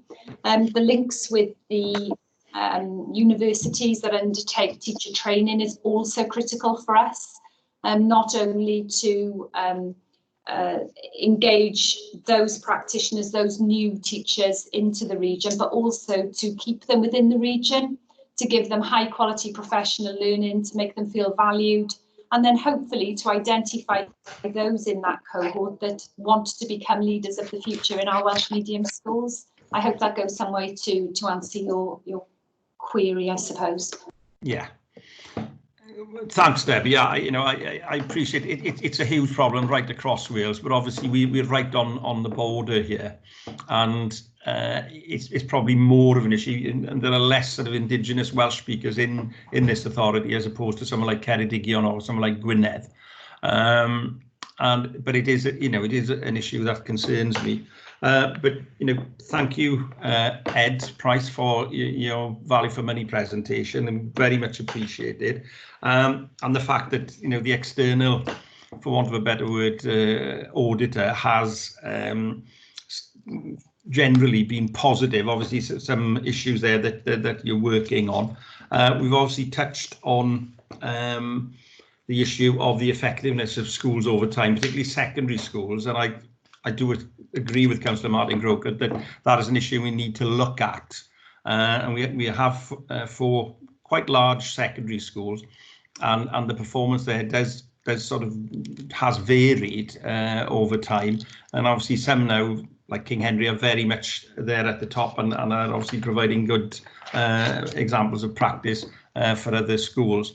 In terms of sort of moving forward, looking at that value for money, the fact of listening to the recipients of the service, I think that is very important, because obviously they are the ones who actually take it on board, and certainly taking on board Louise Brown's thoughts about the new curriculum and the pressure that provides, that it will bring in a very, very challenging time. But once again, thanks to EAS and thanks to Will McLean for your very valuable inputs this morning, and to councillors on these issues.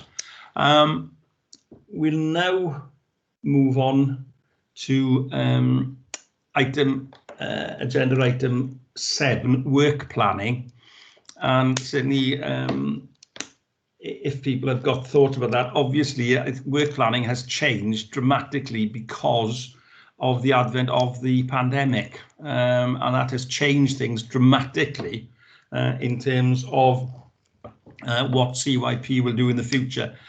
I'm also aware, an issue that was raised with me by a fellow councillor about the balance between educational and school-based issues as opposed to children's social services. And looking back, there does seem to have been a slight imbalance at times, and that's something that I think we need to address. Hazel, do you want to come in on this issue? I wasn't going to necessarily say anything, Chair, but I think members would be best given some thought to how they go forward with the work programme, and perhaps you can identify to me issues that you'd like to build in for September onwards. Okay, thank you, Hazel. Any councillors with any thoughts that they want to bring forward at this point?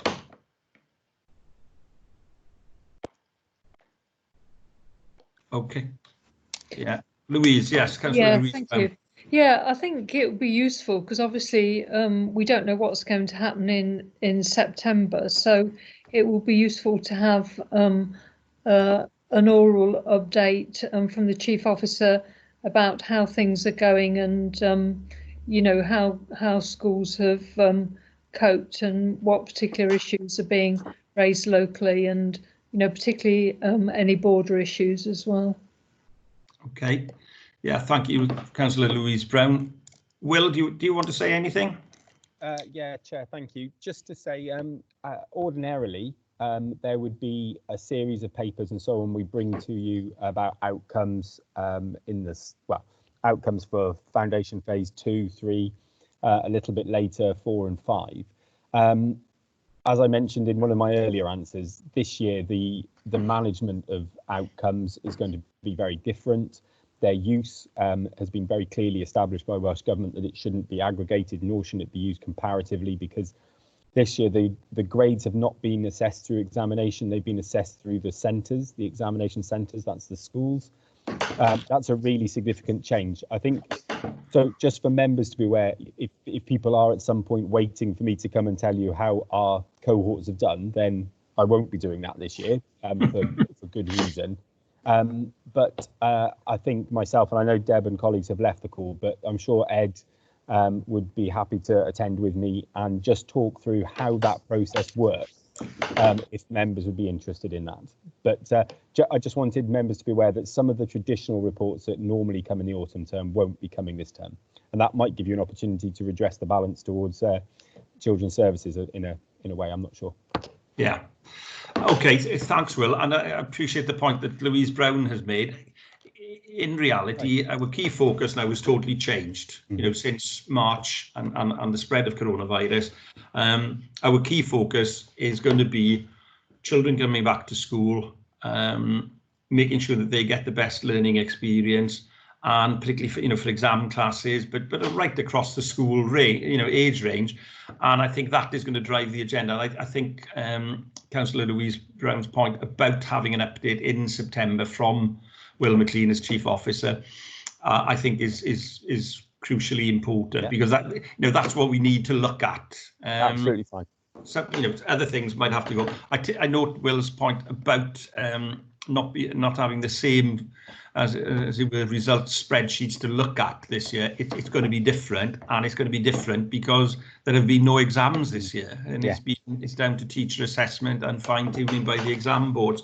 So I think probably something from yourself, Will, about that and the process, I think would be really helpful. So we'll mull this now over the summer and see where we get to. And I say I will be asking more. We have had a number of inputs from Jane Rogers, Head of Child Services, but in reality, I was in corporate parenting yesterday, and obviously the two departments, as Will said, have worked well together, cooperated, and issues go across, don't they, in terms of families, children, and so on. So I think we need to address that. So I think we've got some ideas now for the work planning. Item 8 on the agenda is to confirm the minutes. Is there anything that anybody wants to raise? Martin? Chair, sorry, on work programme, 2 of us have got our hands up. Oh, sorry, I missed that, Ben. Yeah, go on. One item that I'd be quite interested in, following on from a lot of media stuff early on in the pandemic about the rise in domestic violence and domestic abuse. And obviously there will be children caught up in that.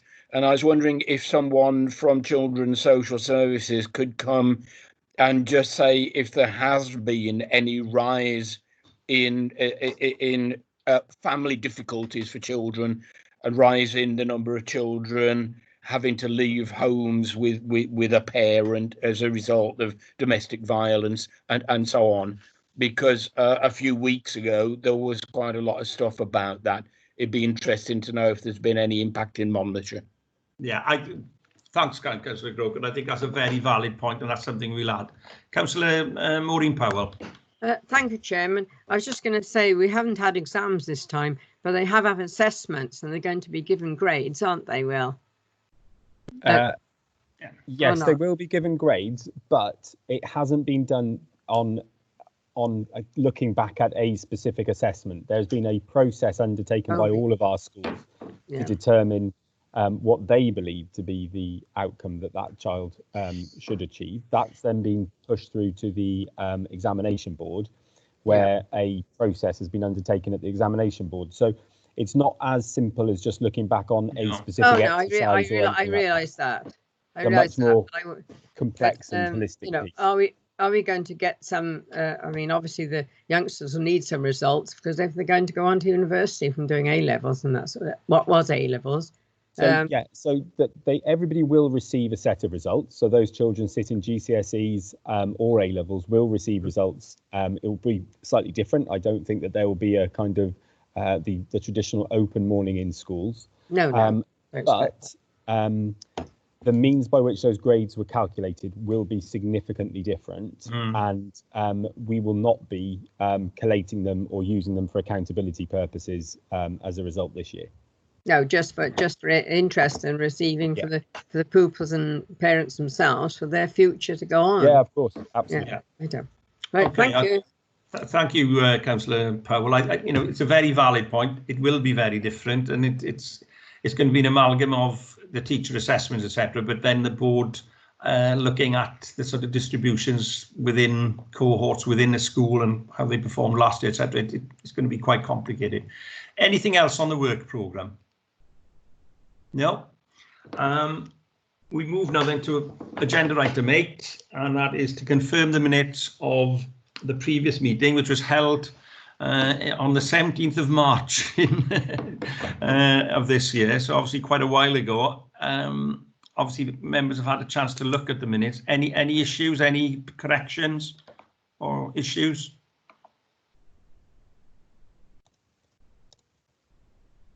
Okay. Move now then to item 9, and that is to confirm the date and time of the next meeting. In my diary, I've got September the 8th at 10 o'clock, and obviously with the pre-meeting at 9:30. That is more than likely going to be held, I assume, on this Teams format, but it remains to be seen what happens in terms of physical meetings at County Hall. But at the moment, we've got that the 8th of September, 10 o'clock.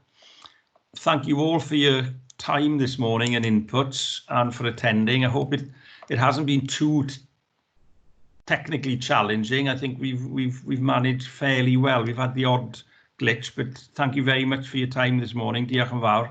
And obviously, I hope you have a good summer and a bit of a rest, yourself including, Will. Thank you very much. Okay, thanks then, and bye-bye. Thank you, Will and Judah, for the meeting. Thank you. Okay, thank you, Maureen. Bye-bye. Thanks, everyone. Good morning. Thanks. Yes.